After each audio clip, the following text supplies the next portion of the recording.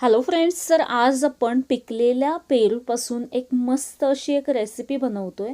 त्यासाठी इथे मी 2 पिकलेले पेरू घेतलेले आहेत। यासाठी पिकलेले पेरू असणं खूप महत्त्वाचं आहे। तर हे आपल्याला 4 भागामध्ये कट करून घ्यायचे आहेत। हे मी इथे कट करून घेतलेत। चमच्याच्या मदतीने त्यातल्या पूर्ण बिया काढून टाकायच्या आहेत।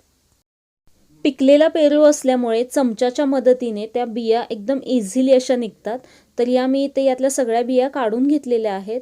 तर हे आपल्याला आता किसून घ्यायचं आहे। छोट्या किसणीवरती मी इथे किसून घेते आणि किसलेलं सगळं मी या बाउलमध्ये काढून घेतलंय। आता एका मिक्सरच्या भांड्यामध्ये थोडीशी कोथिंबीर घालायची। कोथिंबीर जास्ती झाली तर चव बिघडू शकते, त्यामुळे खूप जास्त कोथिंबीर नाही घालायची। थोडासा पुदिना घालायचा आहे, 2 हिरव्या मिरच्या घालायच्या आहेत, अर्धा इंच आलं,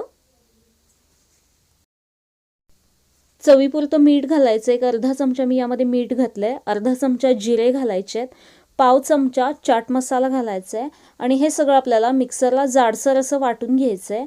हे जाडसर वाटलं की यामध्ये 2 चमचे पाणी घालायचं आहे फक्त आणि याची अशी पेस्ट बनवून घ्यायची आहे। आता यामध्येच आपल्याला 1 चमचा जो आपण किसलेला पेरू आहे तो घालायचा आणि थोडासा मिक्सरला फिरवून घ्यायचा। हा अशा पद्धतीने याची आपल्याला जाडसर अशी पेस्ट बनवून घ्यायची आहे।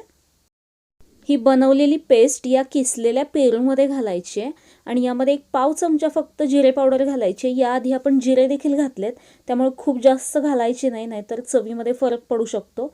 आता हे आपल्याला छान असं मिक्स करून घ्यायचं आहे। हे मिक्स झाल्यानंतर एक अर्धा चमचा लिंबाचा रस आपल्याला यामध्ये घालायचा आणि परत एकदा हे मिक्स करून घ्यायचं। तर अशी ही आपली झटपट मस्त चटपटीत अशी पेरूची चटणी तयार आहे। तुम्हाला कशी वाटली आजची रेसिपी मला नक्की कमेंट करून सांगा। व्हिडिओ आवडला असेल तर लाईक करा आणि अशाच अजून नवीन रेसिपी बघण्यासाठी आपल्या चॅनेलला सबस्क्राईब करा आणि बाजूची बेल आयकॉन प्रेस करा, म्हणजे जेव्हा मी व्हिडिओ अपलोड करते तेव्हा त्याचं नोटिफिकेशन तुम्हाला येतं। आणि तुम्ही देखील ही रेसिपी नक्की बनवून बघा।